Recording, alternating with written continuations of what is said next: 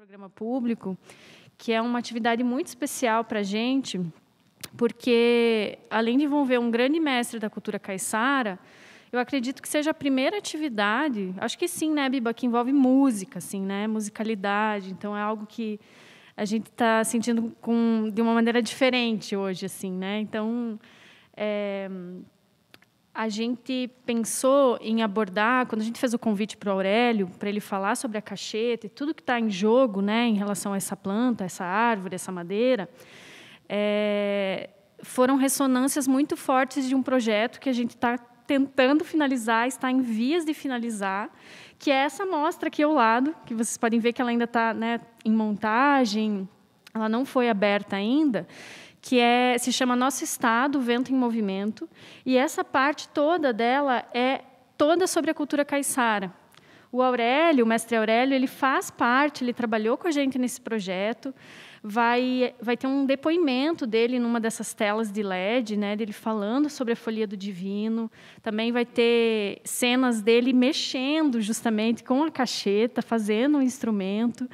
É uma exposição que a gente está trabalhando há 2 anos, então é muito especial, né? Além do mestre Aurélio, tem outros mestres da cultura caiçara importantíssimos. Então, o dia de hoje ele vem em ressonância de projetos outros que a gente vem fazendo com o Aurélio. Bem, para hoje, então, a gente traz essa discussão sobre a cacheta, né? O mestre Aurélio, né, deixa eu começar apresentando ele, o mestre Aurélio Domingues. Ele é músico e construtor, é mestre premiado pelo antigo Ministério da Cultura, né, o MINC, por suas atividades no fandango, no boi de mamão, no terço cantado e na folia do Divino Espírito Santo. Também é diretor artístico da Associação de Cultura Popular Mandiquera e fundador, idealizador e músico da Orquestra Rabecônica do Brasil. Hoje aqui a proposta para ele, né, o Aurélio ele sempre assim é muito como uma pessoa caiçara, ele tira ideias e tira a história para contar, então assim, né? Mas no convite a gente falou, Aurélio, que tal você falar sobre a cacheta, né? Sobre os instrumentos fabricados com a cacheta, que é essa madeira tão essencial, tão fundamental nas culturas tradicionais caiçaras, e também, por que não abordar questões um pouco problemáticas também envolvendo a madeira, né? Alguns impasses que as pessoas passam e enfrentam, que é muito latente, e isso ficou muito forte para a gente nesse projeto da mostra, que envolvem as proibições e restrições ambientais ao uso dessa madeira, né? Então, Aurélio, seja muito bem-vindo, pode chegar aqui ao seu lugar. E só para terminar, gente, quem precisar de banheiro, a gente tem aqui, nessa entradinha, tá? Tem 2 banheiros disponíveis. No mais, se tiver qualquer dúvida, procure alguém com crachá. O Marco Nova, que esse rapaz alto, loiro ali ao fundo, também está aqui para ajudar todo mundo. Boa mesa, Aurélio, sinta-se à vontade.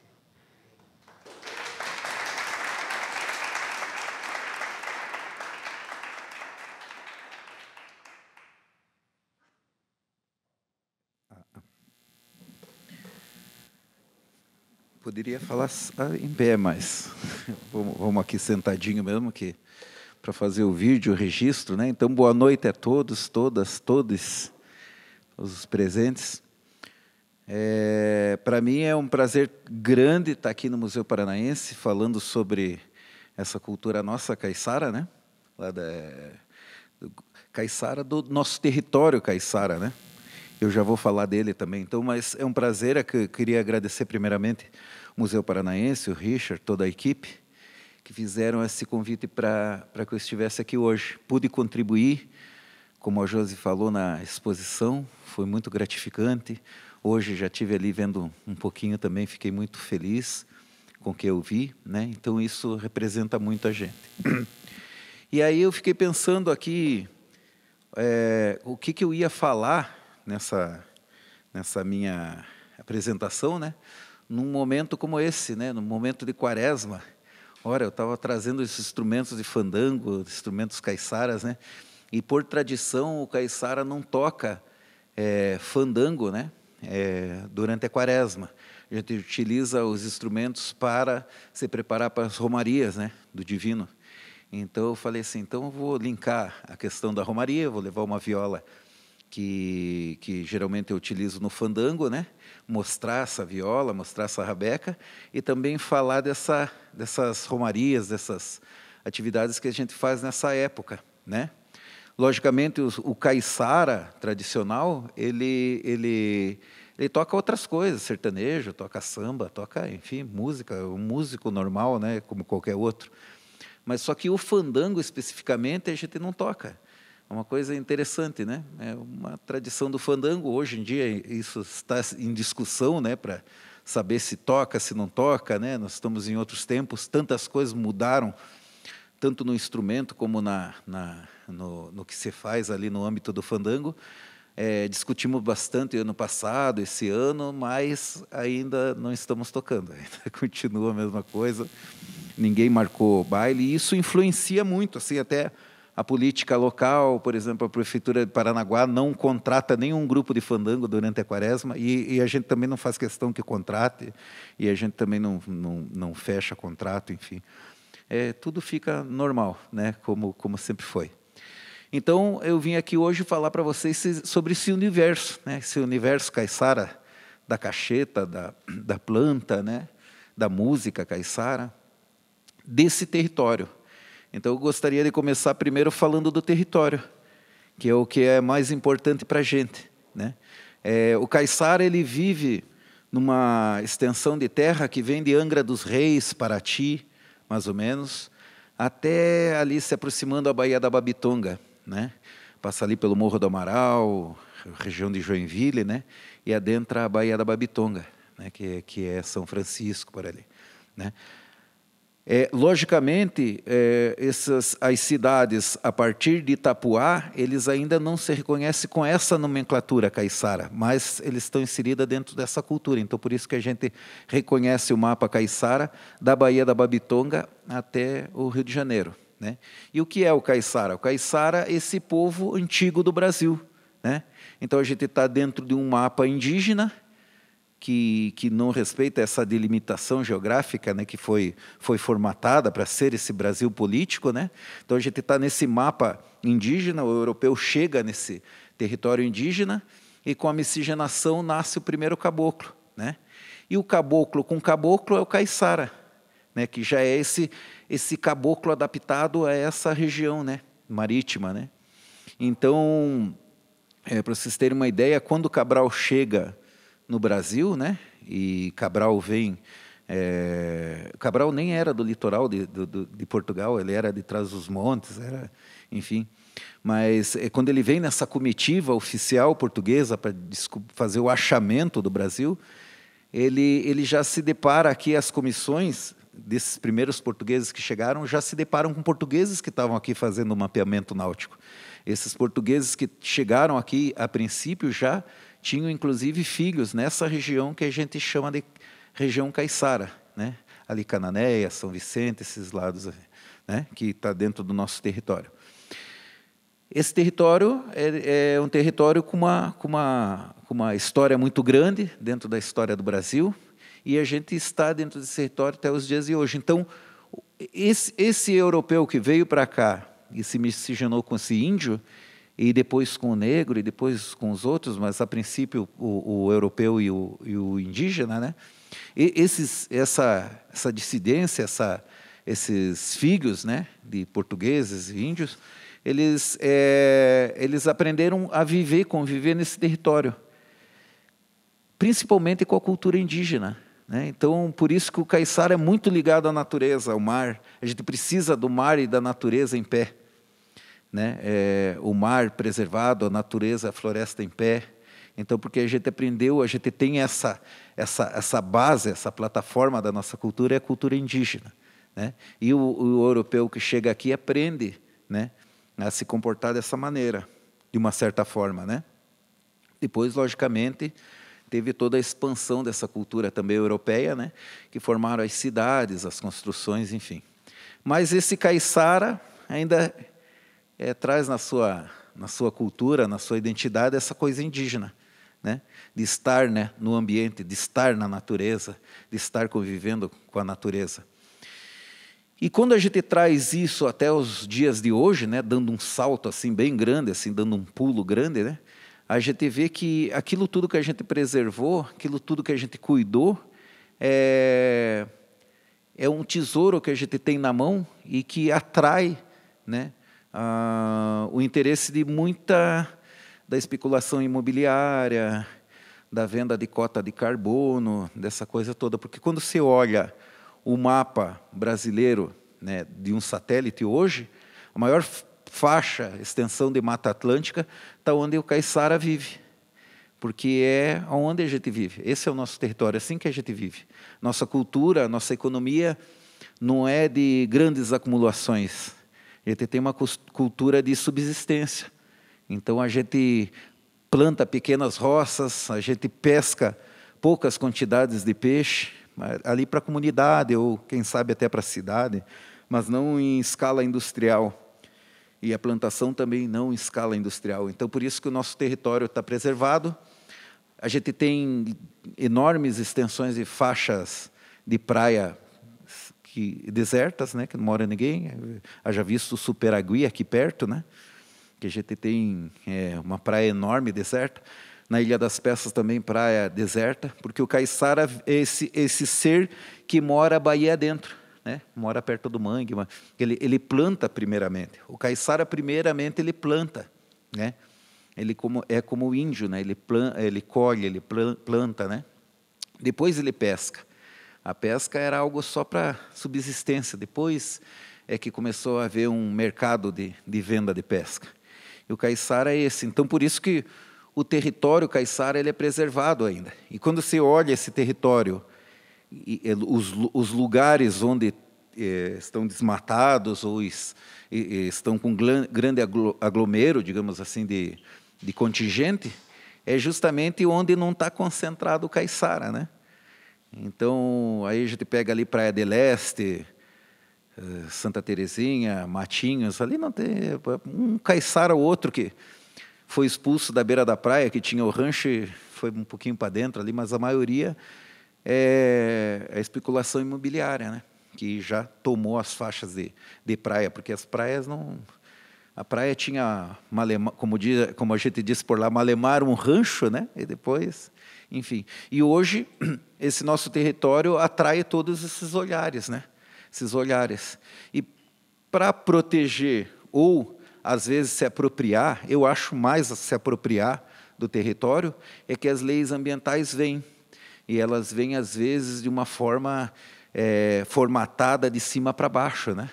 Então, se formata sem a comunidade, se formata de uma forma que se acha o melhor para aquele contexto, né? E se aplica uma lei, se mapeia territórios, né? E, às vezes, esse mapeamento, essas leis, elas geralmente, né? Eu acho que quase todas as vezes, não contemplam o conhecimento tradicional. E é justamente o conhecimento tradicional que preserva a natureza. Quando eu corto uma cacheta, que é a madeira que eu já vou falar aqui dos instrumentos, eu corto de locais onde o meu bisavô tirava. E a cacheta está lá. Então, tem muita cacheta. Hoje o CONAMA, que é o Conselho Nacional, né, de Preservação, ele colocou a cacheta como uma árvore ameaçada de extinção. Mas justamente para proteger a cacheta, porque haviam fábricas no litoral que faziam lápis em larga escala, Faber-Castell, Labra, eles usavam a cacheta, e a cacheta foi cortada em larga escala, que não é uma cultura caiçara, cortar em larga escala, produzir em larga escala, né? Como eu falei, a nossa economia é outra. E daí a cacheta foi colocada como árvore, espécie ameaçada à extinção. E daí criou um grande problema. Com isso também vem os parques, a legislação de parques, né? Nosso território, quando não é parque, é APA, quando não é APA, enfim. Daí vai se criando categorias para o nosso território e conflitos, né? Porque daí o caiçara não pode fazer uma casa, não pode, o filho nasce, depois vai casar, daí não pode construir uma casa porque não pode abrir mais um terreno, e assim vai se tendo uma política de esvaziamento. Por isso que eu falo que quando se tem a proteção, né, as leis de proteção ou esse mapeamento, às vezes pode ser até que seja para se apropriar desse próprio território. É uma política de esvaziamento, né? O povo ele não suporta, por mais que o povo tenha resistência, ele não suporta ficar tanto tempo sem escola, sem posto de saúde, né? E assim vai se proibindo. Vocês terem uma ideia como é lá no Marujá, né? No Marujá as crianças não podem ter cachorro nem gato. Tipo assim, não pode, porque o cachorro vai correr atrás do cachorro do mato, e daí vai correr atrás do lagarto. Daí eles vão criando umas coisas que daí vão atingindo demais. Assim, uma criança não poder ter um cachorrinho, um gato. Tem comunidades que não podem criar galinha, tem comunidades que não podem plantar nada. Não pode plantar mandioca, não pode plantar. A gente vai vivendo dentro desse... Daí o cara corre para o mar, vai pescar, né? Aí ele não pode pescar, daí tem o defeso, daí se proíbe durante um período, mas daí não vai conversar com o pescador. Não é que naquele período não pode pescar. A gente sabe no local que vai pescar naquele período. Então você pode pescar no mar, com a rede boiada, com a rede fundeada, na beira do baixio, fora do baixio, com a malha 5 é proibida. Não, mas você pode jogar a malha em outro lugar, pega outro, faz um arrasto, faz um cerco. Enfim, tem N maneiras de pescar. Então, quando essas leis elas são formatadas, elas travam todo esse conhecimento tradicional, né? que se tem. Daí a comunidade vai se cansando, vai saindo, as gerações vão chegando, vão achando outras alternativas de sobreviver, de se contextualizar, né? Porque você sabe, a juventude não é porque é do sítio que não vai querer ter um celular. O índio não é porque é da aldeia que não vai querer ter um celular, uma roupa boa, vai querer igual todo mundo, né? É um ser humano como qualquer outro. E daí, quando começa a pisar nesse outro contexto, começa a ir embora também, né? Então, por mais que a gente resista, mas a política de esvaziamento ela é muito feroz, assim. Então, muitos caiçaras ainda resistem, né? A gente resiste com esse tipo de coisa, com cultura popular, cantando fandango, fazendo a folia do divino, de uma certa forma, alguns lugares fazendo a cerâmica, fazendo a rede, a pesca, né? Então, vai se mantendo essas tradições como identidade, né? Como forma de resistência ali, de mostrar que eu sou daquele pedaço de chão, né? Aquele pedaço de chão, a cultura é assim. Essa árvore está em pé porque a gente preservou ela dessa maneira, né? Quando você olha o palmito, por exemplo, o palmito de Jiçara, né? Só tem palmito de Jiçara perto da casa do caiçara. Para dentro do mato já não tem. Porque o caiçara cuida do seu entorno. Agora, lá para dentro, onde o caiçara não pode mais entrar, se a polícia florestal pegar, enfim, lá está cheio de gente que corta o palmito para vender, e sai. Às vezes entram em propriedade para cortar o palmito do próprio caiçara e levar embora, né? Então, assim, a gente cuida dessa mata, a gente precisa dessa mata em pé. A gente precisa que o palmito dê a fruta dele, porque a gente sabe o pássaro que vem e assim por diante. A gente sabe todo o ciclo daquela natureza. São 500 anos, né? É mais de 500 anos, né? Que a gente está na formação desse povo, né? Se contextualizando e se recontextualizando. E quando eu falo recontextualizar, é uma palavra que não existe, recontextualizar, mas é que enquanto o povo da cidade grande ela se contextualiza, quando vocês dão um passo à frente, a gente tem que se recontextualizar, a gente tem que dar o passo de vocês e mais um. Porque a gente tem que se contextualizar com vocês, né, com o povo da cidade, e ainda organizar aquilo tudo para a nossa própria comunidade. Então, digamos que alguém faça uma lei, né, que fere a gente. Aquela geração nossa que está na escola, a gente tem que pegar aquele filho, aquele sobrinho e fazer ele estudar, ir para a faculdade. Daí ele vai embora, vai para a cidade, estuda, aí volta, aí recontextualiza aquele ambiente todo para poder lutar contra uma coisa que foi feita de cima para baixo, assim. Então, esse processo caiçara de tradição e contexto assim, acontece a todo momento. Então, território caiçara, Paraty, Baía da Babitonga. Nosso povo, 500 anos de história, mais até, né? A gente está aqui nesse mundão de Mata Atlântica que a gente tem lugares que provavelmente nem foram andados, né? E a gente está dentro desse contexto. Agora, indo para o âmbito da cultura, né? Que é a nossa pesca, a nossa música, nosso jeito de falar, nosso vocabulário, né? A gente tem esses instrumentos aqui que são feitos com cacheta, né, que é a madeira justamente que eu falei para vocês aqui, que na visão da política de preservação ela é resguardada, né? Então é uma madeira que a gente não pode tirar. Hoje, se a gente for tirar essa madeira, a gente realmente assim é levado embora, a gente é preso, enfim. Então essa cacheta aqui, para vocês terem uma ideia, que eu usei nesses instrumentos, eu moro perto da água. E ela encostou lá numa maré cheia, ela encostou lá cerradinha, não sei como pode. Cheguei lá no porto, estava lá cerrada. Eu juro que não fui eu que tirei. E daí a cacheta, uma árvore que a gente corta ela, e ela brota de volta. A gente corta assim mais ou menos meio metro do chão, e ela brota de volta, e daí nasce 5, 6 galhos, daí você vai lá, quebra, deixa 2, 3, dependendo como é que você vê que está ali o tronco, né? E a gente tira do mesmo lugar. Até hoje existem os cachetais lá, a gente vai tirando, vai podando. Então não é um corte, é uma poda, né? Hoje a gente está em discussão com o IAT, que é o Instituto Mar e Terra, Água e Terra, para criar uma portaria, e já foi criada essa minuta e está em fase de aprovação, de assinatura, para liberar que os construtores de instrumentos de fandango possam retirar a cacheta para fazer os instrumentos, porque existe um conflito, né? A lei de proteção ambiental proíbe e, ao mesmo tempo, a gente é patrimônio cultural registrado. Aí o Estado tem que dar as condições para a gente sobreviver como cultura e, ao mesmo tempo, a gente é proibido. Então, existe esse choque e foi criada essa portaria para que a gente pudesse tirar, mas é só realmente para os construtores de instrumento. Então, a gente está catalogando aqueles que constroem, né?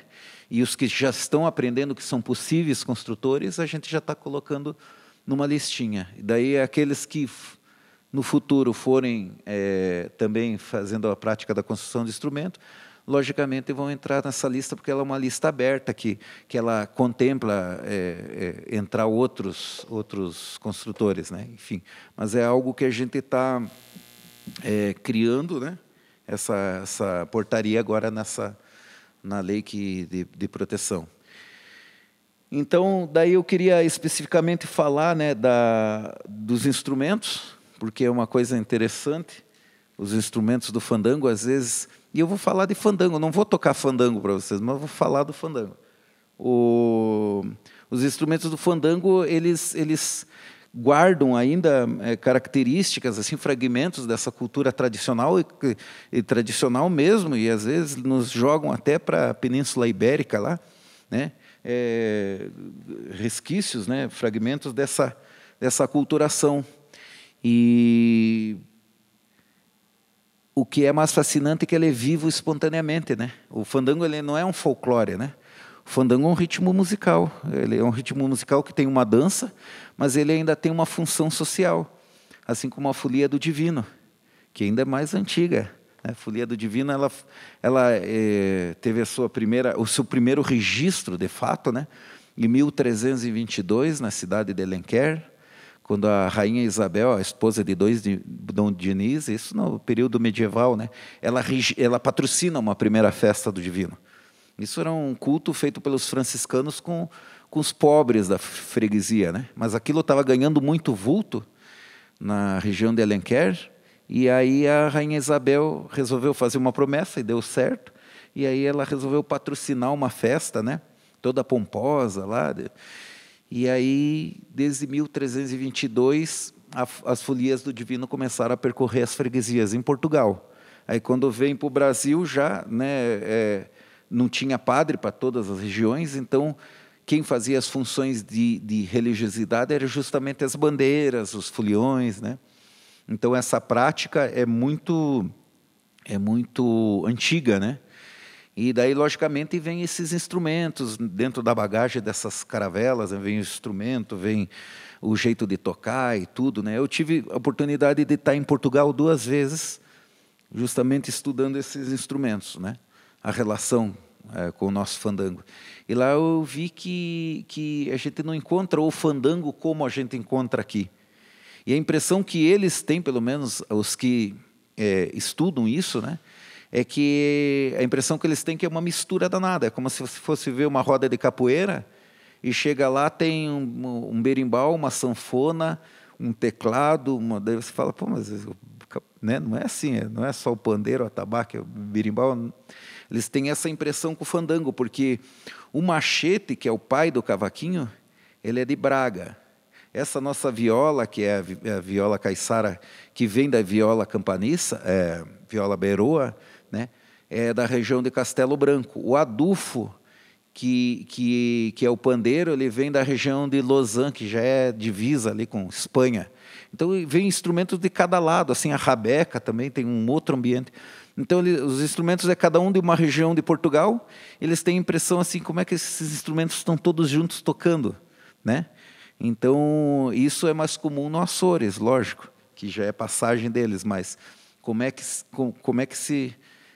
toca isso, né? E outra, a viola que deu origem a essa, lá em Portugal já não tem mais afinação. Eles migraram a afinação da guitarra portuguesa para a viola beroa.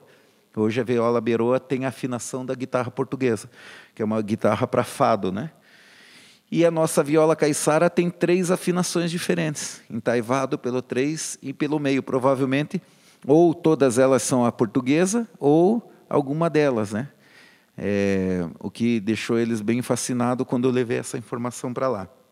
Então, a gente traz vivo, espontaneamente, essas informações, e isso é muito legal. Até vou pegar a viola aqui para mostrar. Então, essa é uma viola caiçara, né? Essa é uma fabricação minha. Essas madeiras aqui eu ganhei do Jonas, que é do assentamento lá de Antonina, um assentamento do MST. E ele me deu uma madeira, tem umas madeiras lá, daí ele me deu essa cacheta e me deu as de trás também, que chama-se guapã, essa madeira aqui. Uma madeira que dá mais na decaída de morro, assim, né? Então, guapã e cacheta deu uma combinação bacana. Essa viola com madeira de lá de Antonina. E então, daí pegando a viola, assim, a gente tem várias coisas que nos levam assim a muito longe, né? Ela é uma viola meia regra. Ela tem 10 pontos, né? Então essas violas ou violões, né? Violas principalmente. As violas são as primeiras. Depois vem os violões. As violas elas têm 12 pontos, né? É uma regra inteira, né? A meia regra é uma coisa mais antiga. Quando você pega um instrumento que ela tem a trasteira aqui na mesma altura do tampo, ó, pode ver que ela tem a mesma altura, né? Ela não sobrepõe para cá. Esses geralmente são mais antigos também, né? Alaúde, viluela, viola renascentista, elas são da mesma altura do tampo, né? Então, tudo indica que a gente tem uma viola, uma raridade, né? Instrumento também paranaense, né? Mas digamos, da melhor forma, um instrumento do território caiçara, né?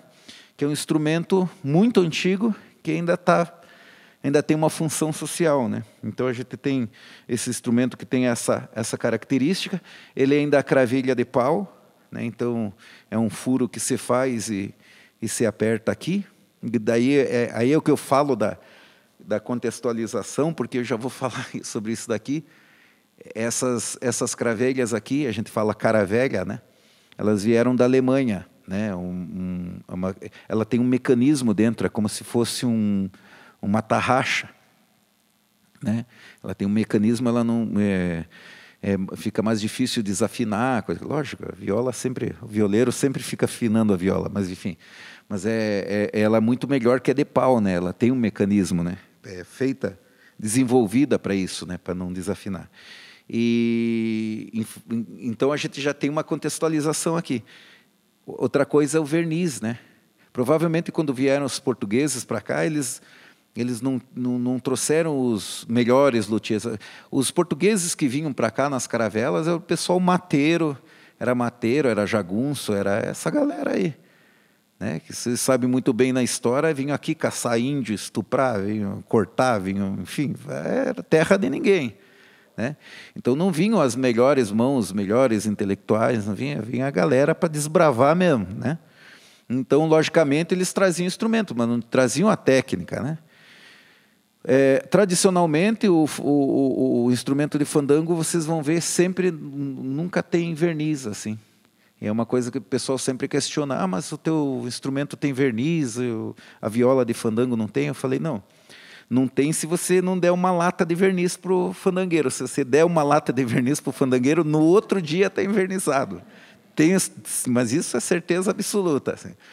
Então, aí a gente desenvolveu um verniz para ele, que é não desenvolvemos, isso aqui é uma técnica de envernizamento de um instrumento convencional, violão, viola. Hoje as pessoas utilizam essa envernização, que é um PU, né? A gente primeiro passa uma camada de selador, depois umas 2 de PU, lixa e faz o polimento, né? Então, é bom porque a gente não tem instrumentos antigos. É muito raro você encontrar um instrumento antigo. Você tem instrumento aqui, por exemplo, no Museu Paranaense, que alguém comprou e cuidou isso há muito tempo, porque tem 2 questões que acabam com o instrumento caiçara. Uma é a umidade. A gente está num ambiente muito úmido. A gente faz romaria para a gente sair com o barco para ir para a Ilha das Peças, por exemplo, do Superagui para a Ilha das Peças, a gente vai passando por dentro da onda. Se a barra estiver ruim ali, a gente sai, molha todo mundo, molha o instrumento, chega lá só os cacos. Então, se o instrumento é envernizado, ele vai ter uma durabilidade, né? Então, agora ele é envernizado, agora ele dura mais, mas antigamente não. Então, por isso que os instrumentos iam se acabando. Era 2, 3 anos e ia se acabando. Salvam-se esses daí. E os que não se acabavam, a gente quebrava no baile, porque era praxe, assim, inventar uma briga no baile só para quebrar a viola. Então, assim, inventava lá uma briga, alguém brigava, e já o primeiro que estava perto do violeiro pegava a viola e quebrava no violeiro ainda por cima. Isso era uma coisa assim, muito, muito normal, assim, no fandango, que era para dar mais alegria, mais... evento, né? Tem que acontecer alguma coisa, não vamos ficar aqui só dançando, né? Tem que acontecer alguma coisa, né? A mais, assim, para dar uma...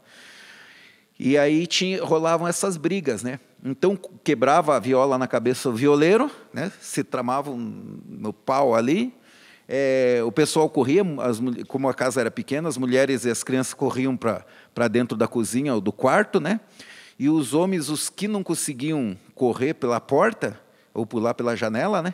Os mais valentes era de praxe colocar o tamanco, sair correndo e dar com o pé na parede e quebrar a tábua da parede e sair lá para fora com parede, com tábua, com tudo. Isso era um sinal de macheza, sabe?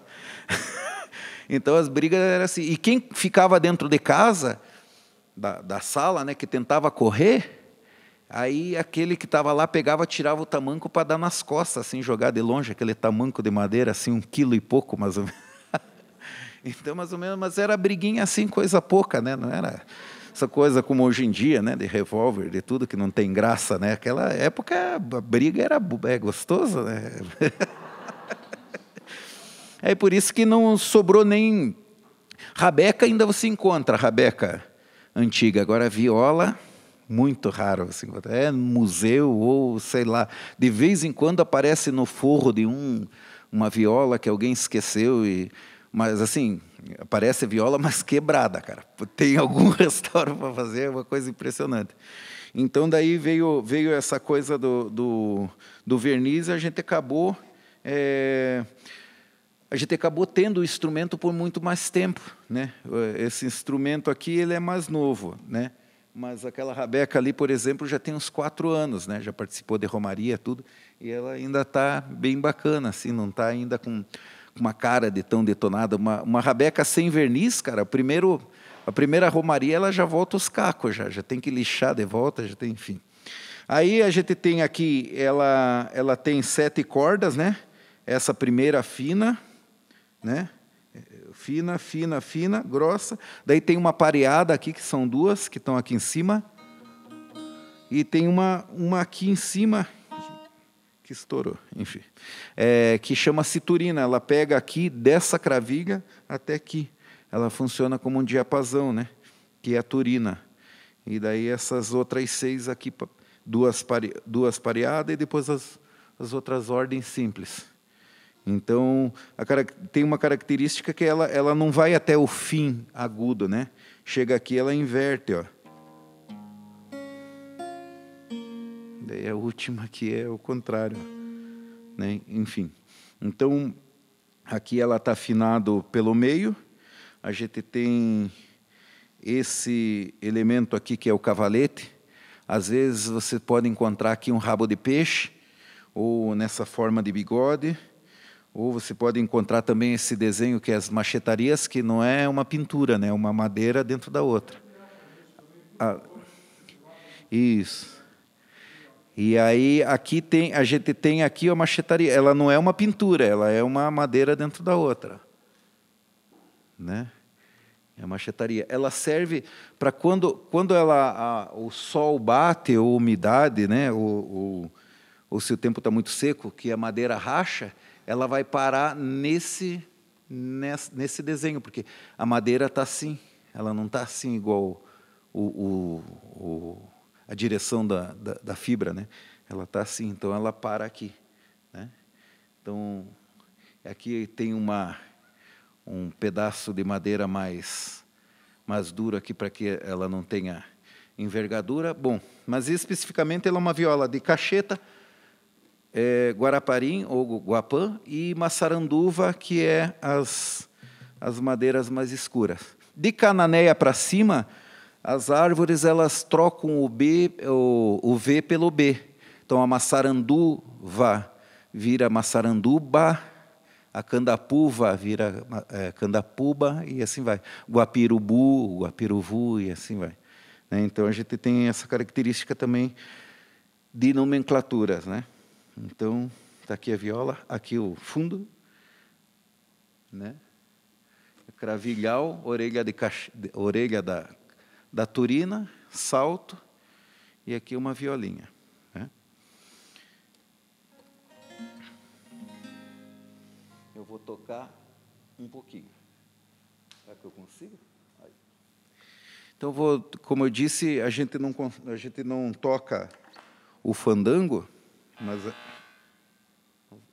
deu agora? Acho que estava desplugado, né? Mas eu vou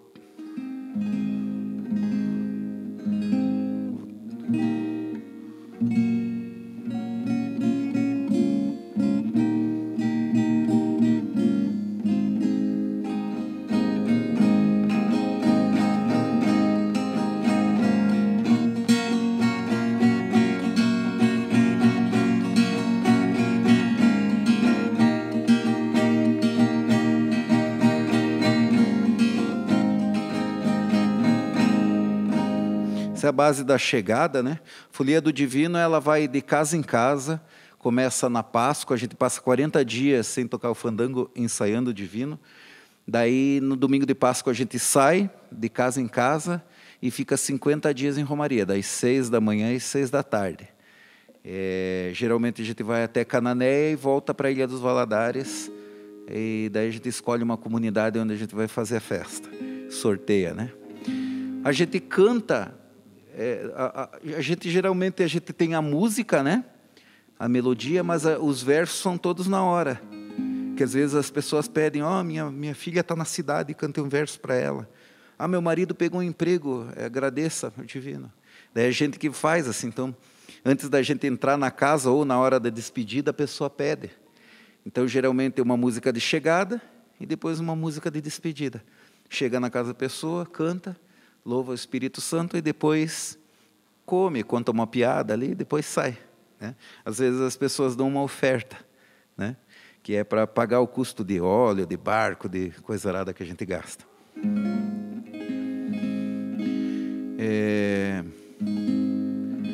Eu ia ia falar uma coisa da folia do divino, que era assim. Então, a folia do divino, o padre aceita, mas não é uma coisa católica assim da igreja, assim. É que a gente é católico popular e o padre aceita. Antigamente o padre não aceitava. Bem antigamente aceitava, depois passou a proibir e hoje em dia eles aceitam, né?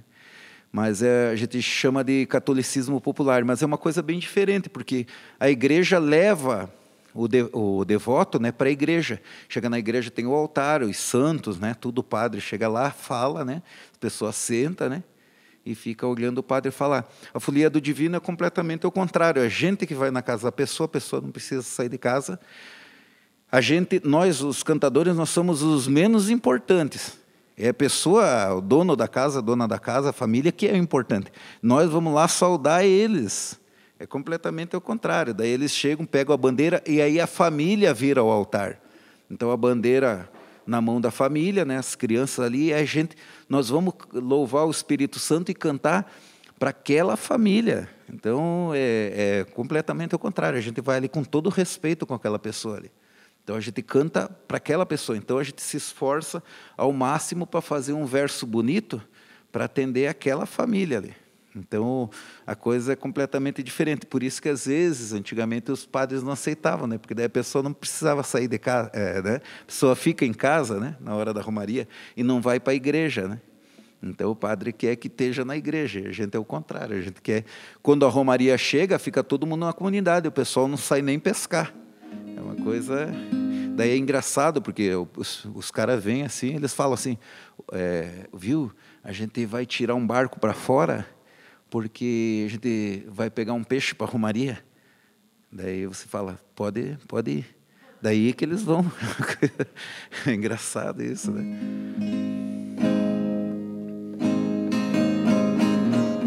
Divino Espírito Santo, Divino Espírito Santo, que anda em vossa missão, Divino Espírito Santo.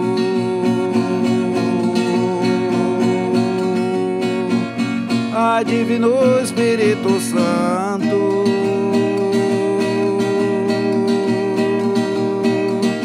ai, que anda em vossa missão.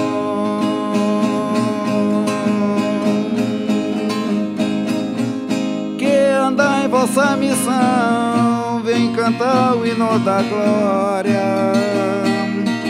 Nessa linda ocasião, vem cantar o hino da glória.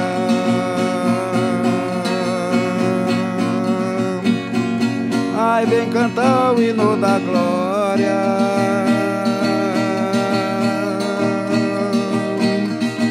Nessa linda ocasião.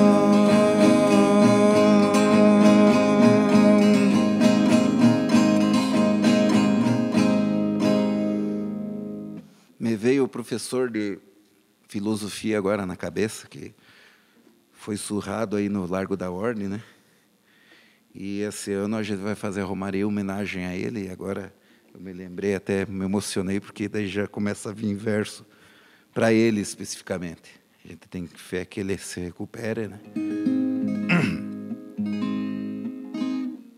Aí eu vou tocar um pouquinho de Rabeca para vocês também escutarem. Essa aqui está mutada?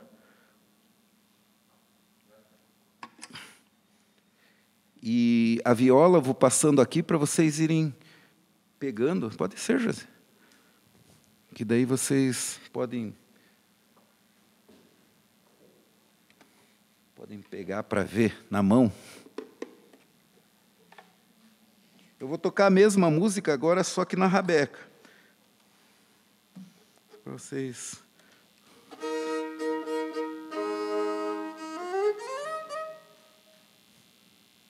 Eu vou tirar aqui um pouquinho, tá? A gente está distante. Não?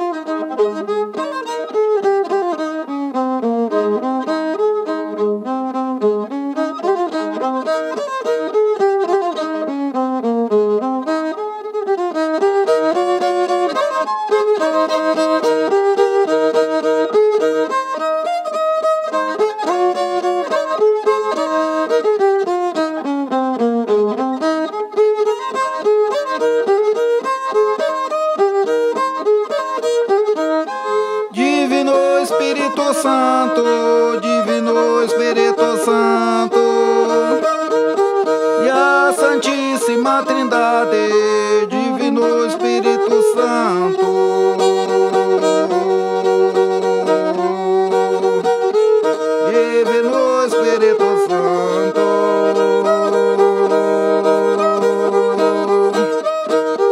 e a Santíssima Trindade,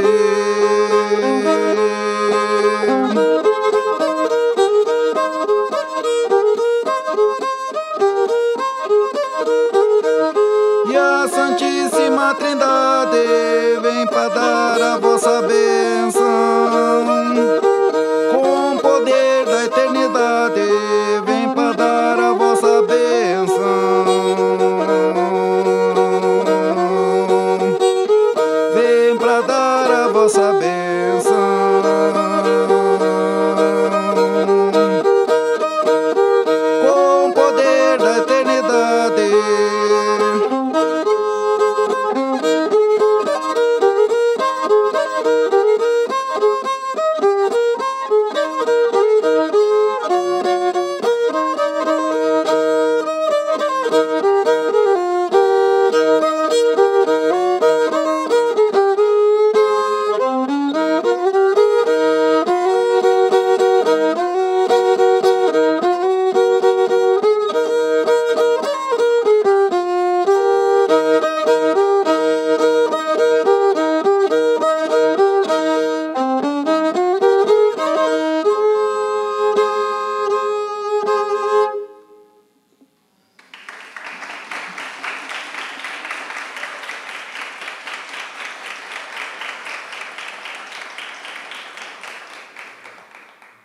A rabeca, ela vem do rabab, né? Árabe.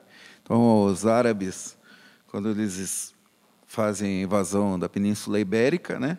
Eles trazem o rabab, trazem o al-duf, que vira adufo depois na mão dos fandangueiros, né? Vira adufo em Portugal e depois vira adufo no Brasil. Lá, e ele esconde uma característica interessante, porque em Portugal quem toca é mulher, só mulher.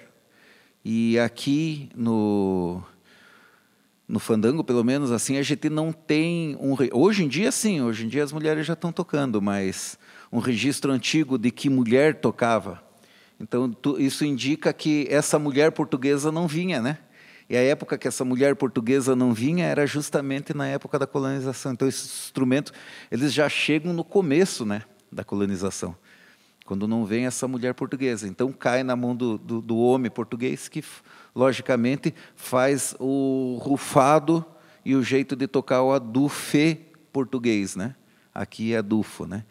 E daí tem todo o rufado, tem, né, a característica de se tocar português assim, mas é um instrumento que depois ele dá origem ao pandeiro. Então daí quando a gente vai relacionar todos os instrumentos, a gente tem a rabeca, que é árabe, que vem do rabab, e séculos depois nasce o violino, né? Depois vem o violino.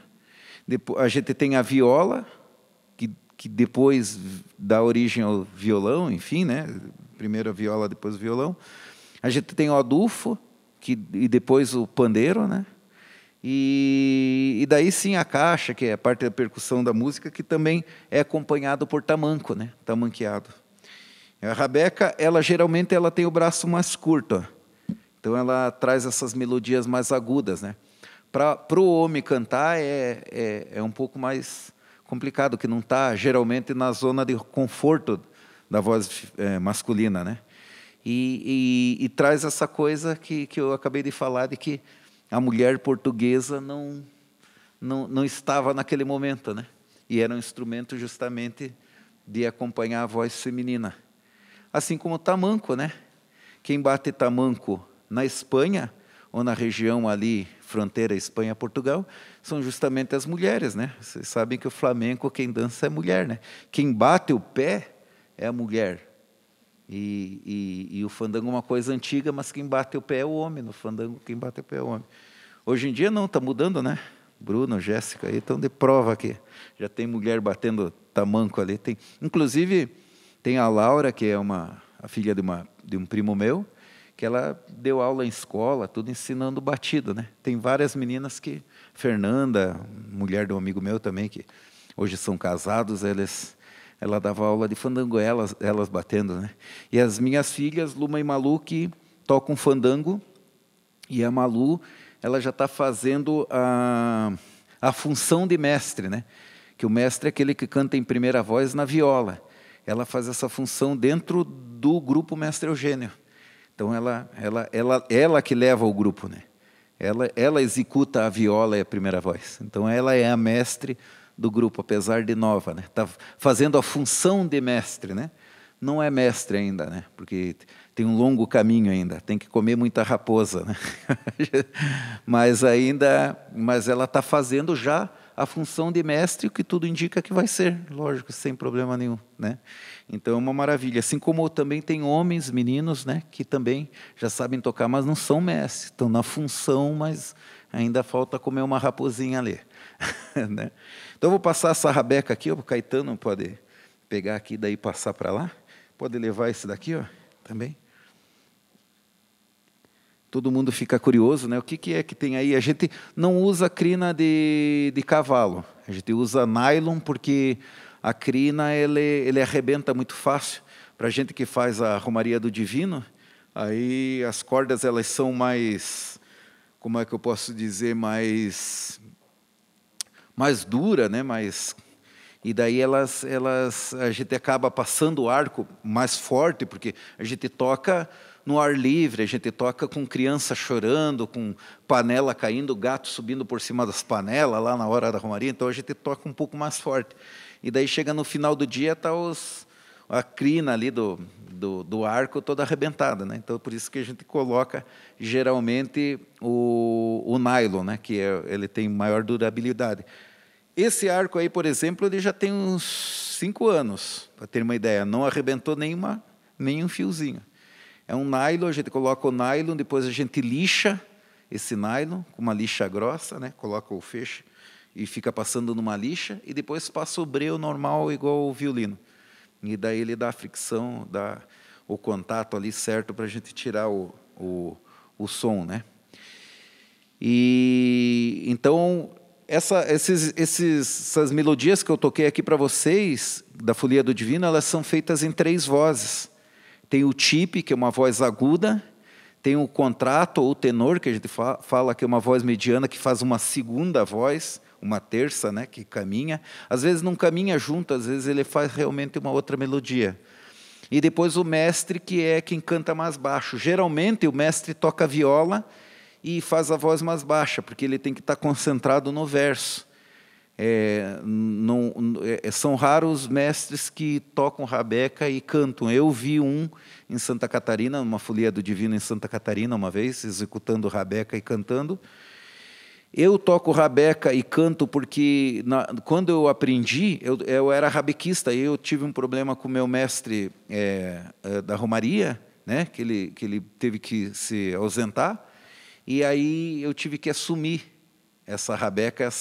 Eu lembro que a gente escrevia os versinhos num papel, alguém segurava, eu olhava, tocava e cantava, e era um desastre, porque você está tocando uma melodia na mão aqui, você está com o ritmo na mão direita, a melodia na mão esquerda, e ainda você tendo que cantar, que é uma coisa difícil, você cantar e tocar, né? Mas você cantar inventando o verso,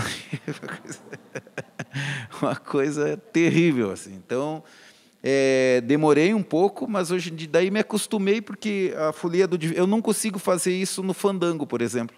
No fandango eu não consigo tocar, fazer uma segunda no fandango e cantar. E eu estou muito tempo no fandango. Agora, no Divino, eu chego e já saio cantando, assim. E, geralmente, eu não ensaio os versos. Eu chego na casa da pessoa e é como se fosse uma conversa. A gente vai pensando em 8 ou 7 fonemas cada frase, né? A gente já chega, já sabe o que vai conversar com a pessoa, né? E principalmente se estiver por dentro do assunto. A mulher foi embora com outro. Não, mas isso acontece. Por exemplo, cheguei numa casa e cantei para a mulher e o seu esposo, mas era o vizinho, porque o marido tinha de pescar, né? Daí eu falei, na outra casa eu cantei para a filha, né? E fiz um verso bonito, cara, que a menina parecia com o pai, e não era o pai, cara. E o pior que a vizinhança achava que tinha um rolo ali, que a criança era filha mesmo do cara, sabe? Daí, pô, na hora do verso, daí o pessoal já inventa uma lenda, né? Olha só, isso daí foi uma inspiração do Espírito Santo para falar que é dele mesmo. E você sabe que a lenda popular é uma coisa muito forte, né? Eu, por exemplo, eu comia, quando eu era criança, assim, eu comia banana em coin, não sei se vocês sabem. A banana em coin é aquela grudada, né? E comia banana em coin, assim, minha avó falava, não coma essa banana, não seja cinteiro. Eu comia, fazia assim. Ela, você vai ter filho gêmeo, hein? Quem come essa banana vai ter filho gêmeo. Batata, duas filhas gêmeas. E assim, tem coisas assim que se concretizam mesmo, né? E é uma coisa impressionante. Em missa, assim, versos às vezes que saem errado. Uma vez eu fui em Santa Catarina e levei a bandeira num evento lá em Santa Catarina que era de Folia do Divino. E daí era numa universidade.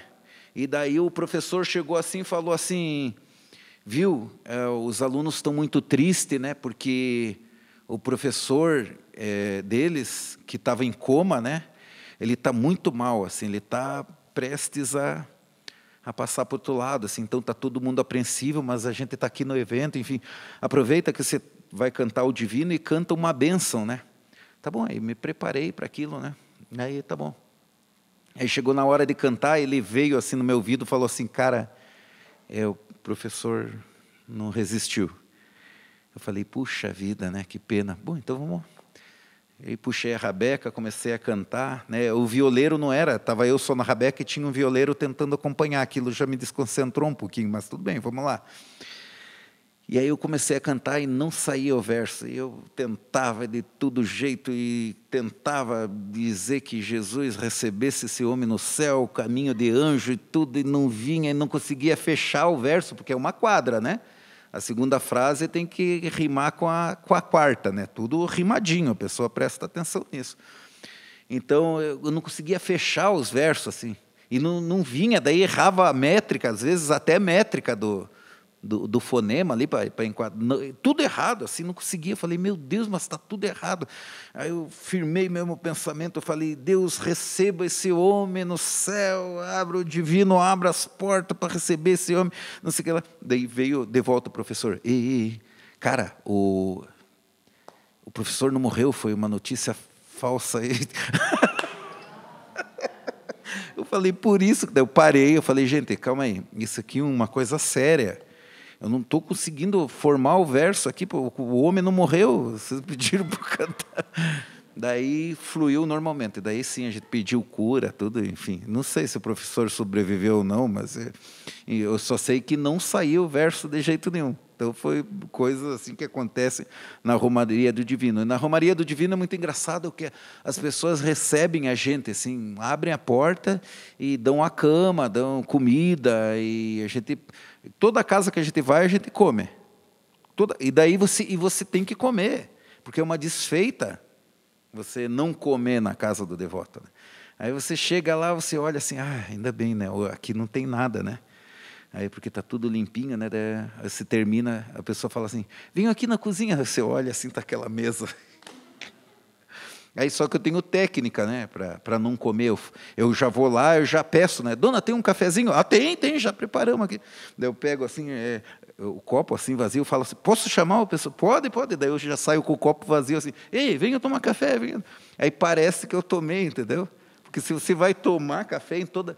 A gente chegou numa casa assim, já era 12h40, e a gente teve que puxar lá no Superagui, porque... Falei, e daí o pessoal tinha feito um almoço maravilhoso para a gente lá. Daí a gente chegou numa casa 12h45, eu já estava com a barriga desse tamanho.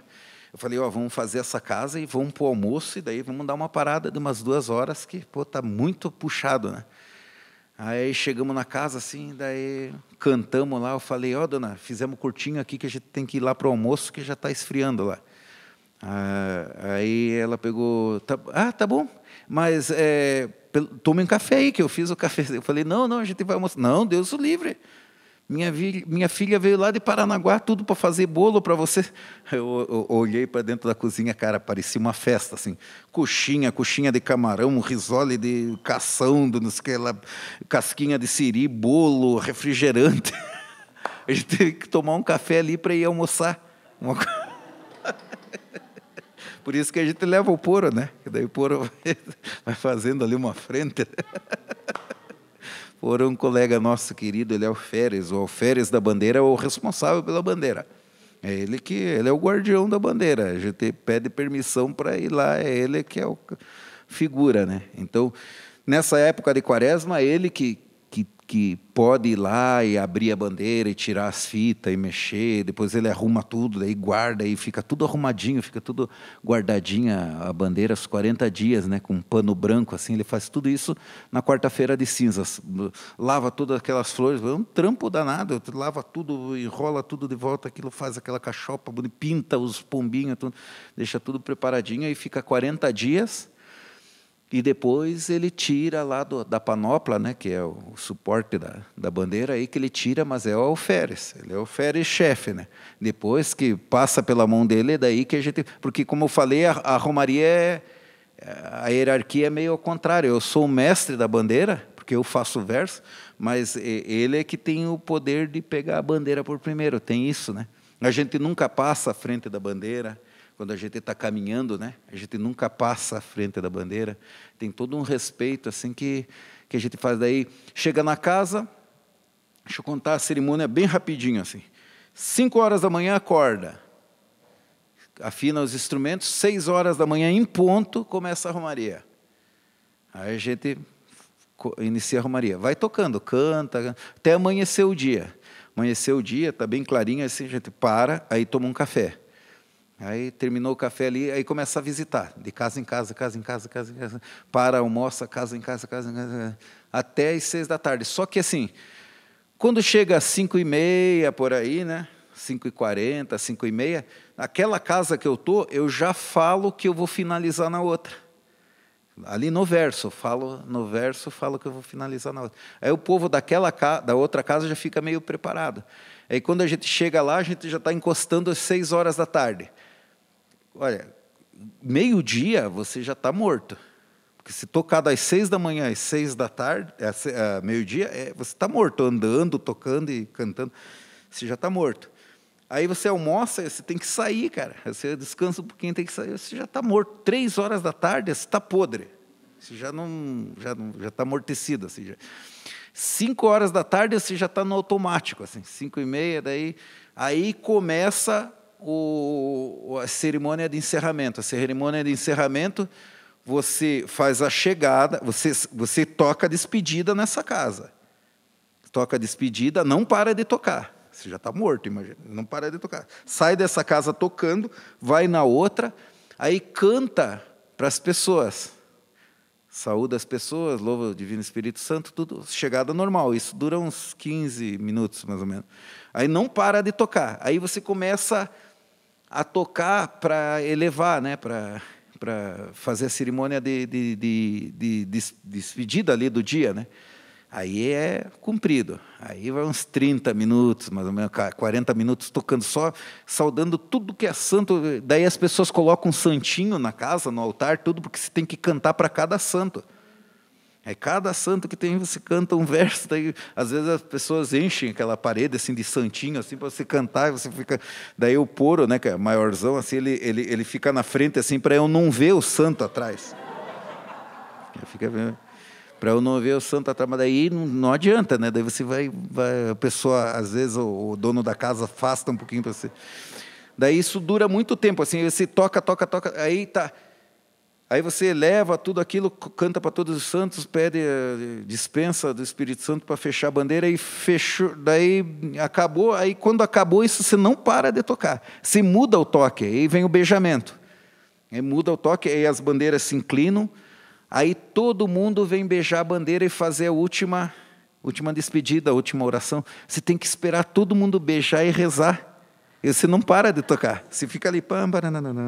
Aí não tem cantoria, mas você fica ali. Aí você vira de canto assim, para o canto da casa.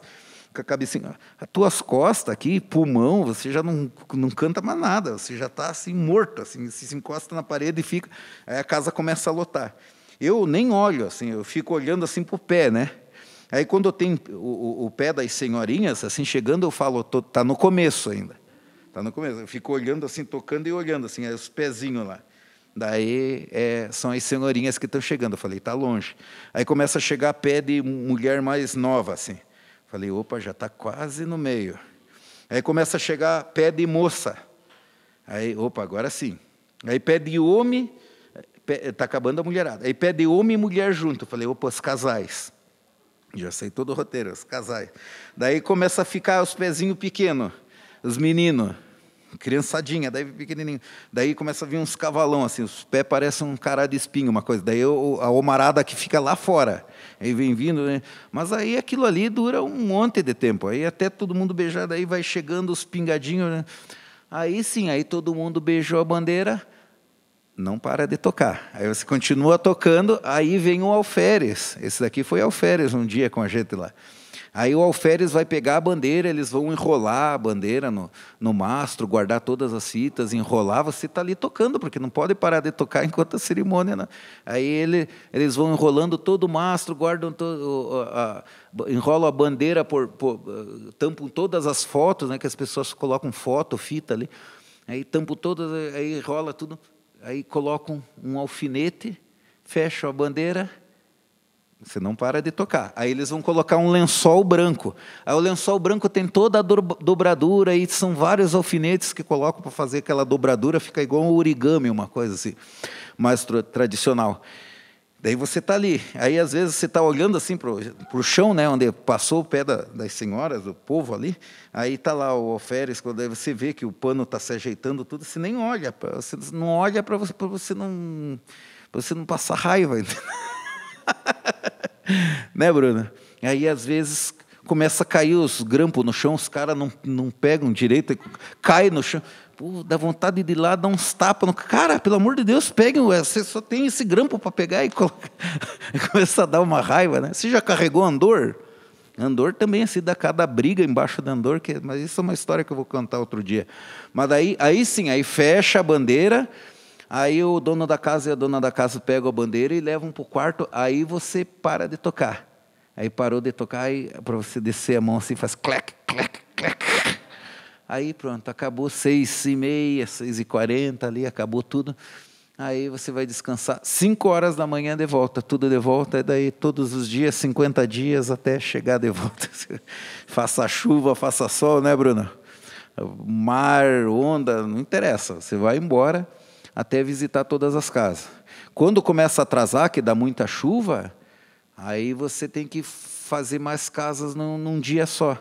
Tipo, geralmente a gente faz 15, 17 casas por dia no Superagui, um dia a gente fez quase 30 num dia.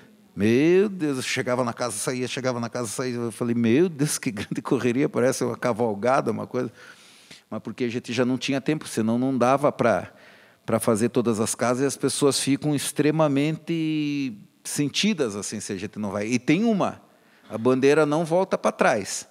Quando a bandeira passar, você tem que estar na porta, porque senão depois ela não volta.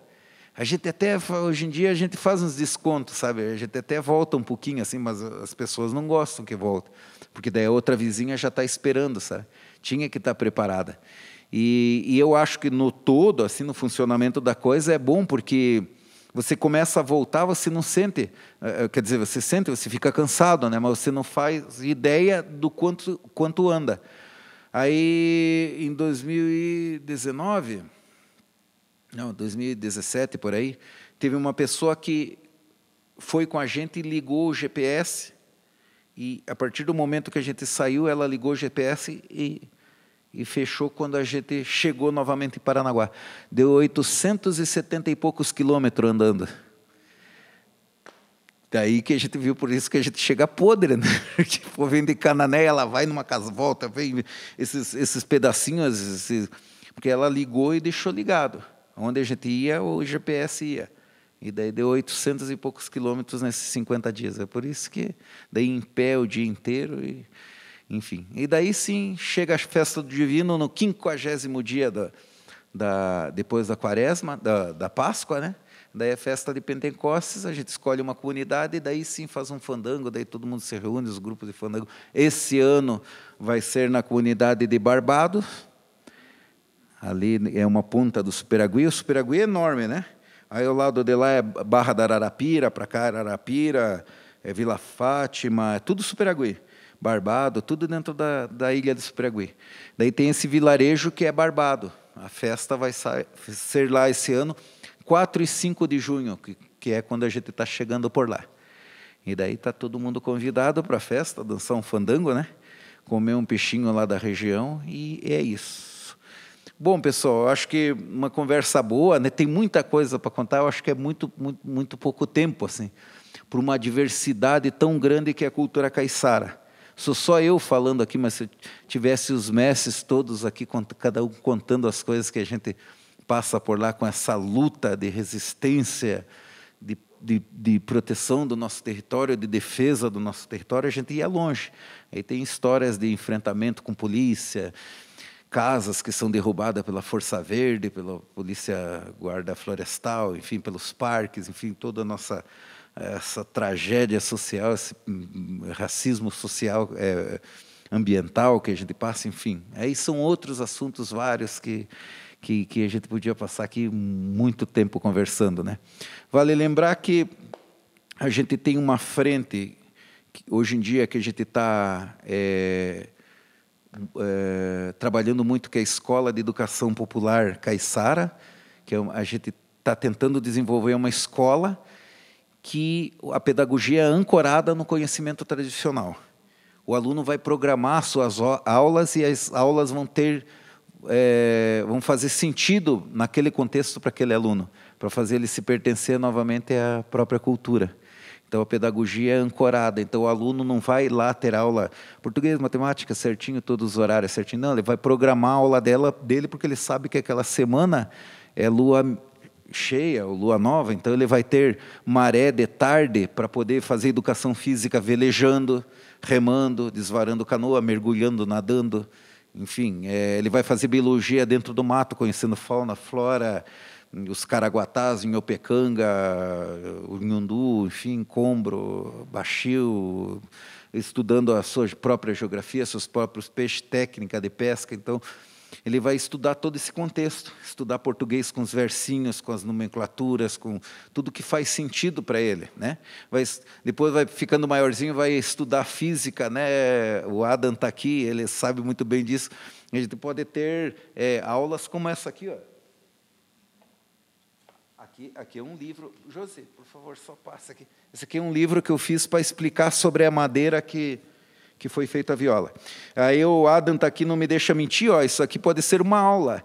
Ele fez um encordamento específico para a rabeca. Então, isso é matemática, é física, como é que a gente divide esse campo harmônico, como é que a gente divide a onda sonora, como é que...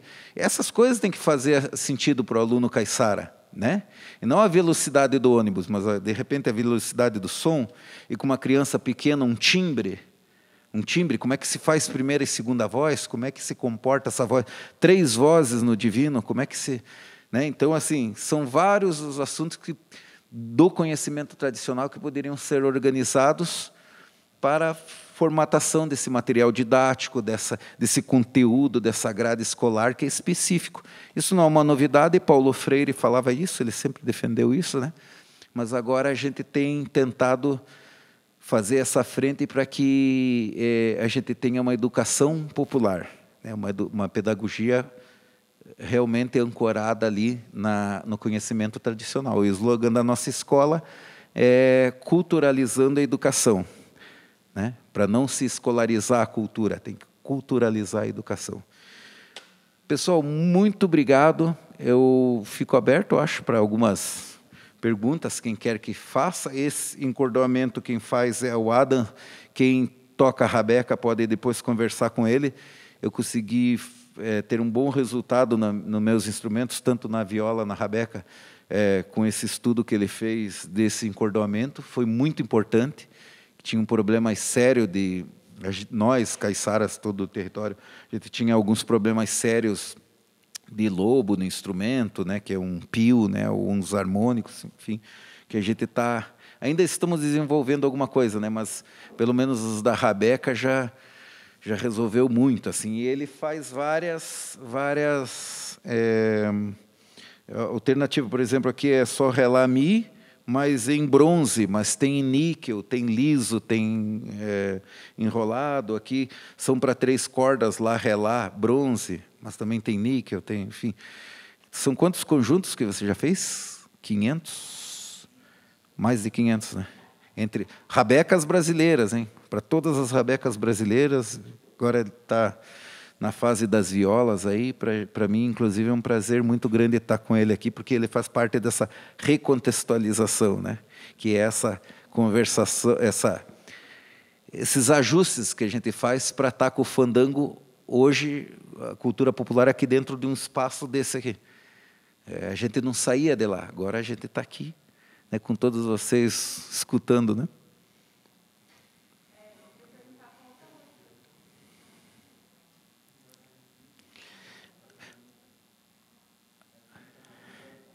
Não, mas faça que daí eu...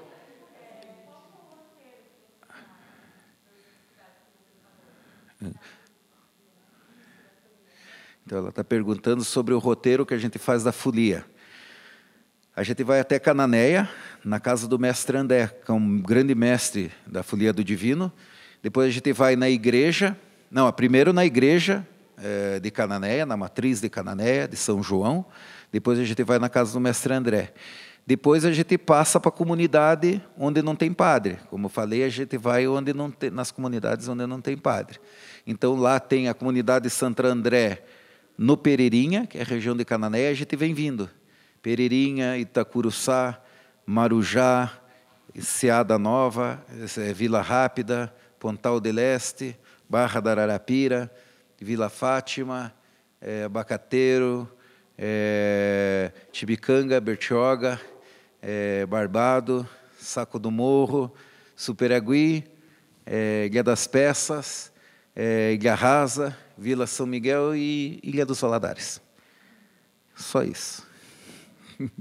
É grande o roteiro.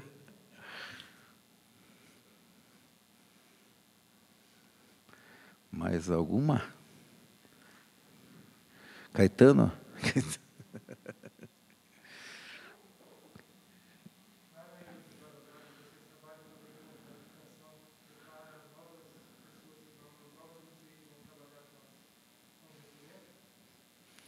Então, a pergunta dele foi se a gente trabalha com novos construtores de instrumento, com pessoas interessadas em fazer isso, né?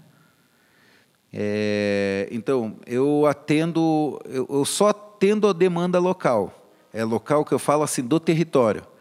Os instrumentos que eu construo são doados, todos são doados. Eu faço em média aí de 20 instrumentos por ano, média 15 a 20 instrumentos por ano. Tem ano que eu construo mais, por exemplo, teve anos que eu construí 45 numa leva. Eles são todos doados, eles saem sem custo para quem recebe, mas tem que ser fandangueiro, filho de fandangueiro ou grupo de fandango. Então, de Paraty até Guaratuba, eu tenho um instrumento que saiu do nosso ateliê. Aí o que eu faço? Logicamente, tenho os meus pupilos, né, que são os ajudantes, né, de construção de instrumento. Então, eu tenho menino, menina interessados, né, que vão ali aprender a fazer o instrumento. Eles recebem a madeira, eu também não cobro nada, porque o interesse é que se formem construtores de instrumento. Então, a gente vai provocando, e sempre tem tido assim, um aumento, né, na quantidade de meninos, meninas que querem aprender. Então, isso tem crescido bastante, né? Agora, na época da pandemia, deu uma parada, mas daí eu retomei no final da pandemia. Tive 8 alunos que eu pego revezado ali, mas já teve 2 já saíram com o instrumento, ainda tem um instrumento lá dentro do case para terminar com eles, e eles estão saindo. E uma vez por ano eu abro geral para público de fora, que daí sim faz uma imersão, vai lá, fica 12 dias lá na minha casa, Em minha casa é como se fosse uma pousada, né? A pessoa fica lá, paga uma taxa, uma diária, né? Como se fosse uma diária de estadia. Então, ela vai almoçar lá, jantar, tomar café, tudo normal lá. Vai ter o quarto, né? E vai ganhar o material para fazer o instrumento. E sai de lá com o instrumento em 12 dias. A última que eu dei é a rabeca, mas geralmente eu faço rabeca, depois no outro ano eu faço viola, vou intercalando, né? Eu tenho um público grande de Florianópolis, eu não sei porquê, mas eles me falaram que de Florianópolis até Valadares, nesse espaço, assim, não tem construtor de instrumento, de rabeca, né? Tradicional, assim. Até tem, mas não dá a aula, e daí fica um espaço vago, né? Então, eu tenho recebido bastante gente de Florianópolis. Curitiba também, São Paulo, às vezes vai. Não, eu divulgo, quando dá uma vaguinha, eu divulgo, aqui vai dar. Mas eu acho que para o final do ano a gente vai fazer. Como a Josi falou na apresentação, eu fiz uma orquestra, chama-se Orquestra Rabecônica do Brasil. Não sei se vocês já ouviram falar, tem vídeo na internet. A gente passou uma lei aqui no Mecenato de Curitiba, eu consegui fazer ela aqui, né? A gente trouxe as madeiras, tudo, fizemos instrumentos lá, terminei aqui em Curitiba e acabamos fazendo uma primeira opereta caiçara com a Orquestra Rabecônica. Então, é uma orquestra normal, só que ela tem os naipes, né, de rabeca. Então, tem rabeca 1, 2, fazendo primeira e segunda, tem como se fosse o naipe das violas de arco, né? Então, a gente chama de rabiola, depois tem os rabelos, rabecões, daí as violas, as caixas, enfim. E a gente fez toda uma opereta, com dança, com canto, com encenação, né? E agora a gente está preparando esse ano, daí sim, eu agora levo essa orquestra para Paranaguá, estou refazendo os instrumentos, e era previsto para novembro, mas não vai dar. Então a gente vai deixar para o novembro do ano que vem, a gente fazer a primeira missa caiçara, que é o terço cantado, que está caindo em desuso, né? É um terço que eu ainda faço, então tem eu e o seu Duca. Seu Duca tem 90 e poucos anos. Então nós somos os únicos que ainda cantamos o terço, que são ladainhas em latim e português que se fazem em guardamento, né? Velório, batismo, enfim, missas de sétimo dia. Então a gente faz essas cantorias, é 1 hora e pouco de cantoria. Se for guardamento, a gente faz 60 excelências de guardamento. Então, daí sim fica maior. Mas a gente está transformando esse terço cantado em missa, porque o terço são só 3 vozes, né? Que fazem a puxada e respondem. Então, já não tem mais esses cantadores, já não tem... O último que eu fiz foi justamente para enterrar o seu Arlindo, que morreu, era um cantador de terço. Então, assim, cada vez vai ficando menos e cada vez que a gente canta é pior, porque é no enterro de alguém, que a gente chama guardamento, né? Então, é muito triste, assim. Então, resolvemos transcrever isso para a partitura e passar toda a melodia, toda a harmonia dela para os naipes de rabeca, viola, tudo, e a gente vai fazer essa primeira missa caiçara. Daí sim a gente dá fim a esse ciclo de cantoria em 3 vozes, né? No ciclo no tradicional, digamos assim, daí ela vai para a orquestra como missa, e daí é missa caiçara, e é isso, porque não tem mais cantador, não tem mais quem faça. É uma melodia que ainda está na minha cabeça, na cabeça do seu Duca, e foi transcrito agora, assim, foi muito recente. Não tem uma gravação disso. A gente lembra de cabeça. É isso.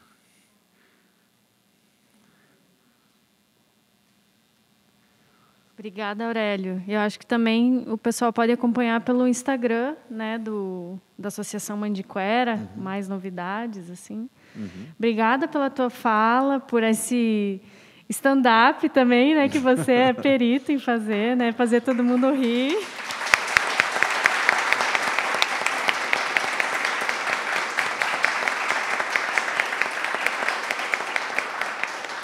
Foi um prazer estar aqui contigo hoje, te escutando, né? Acredito que todo mundo compartilhe dessa ideia.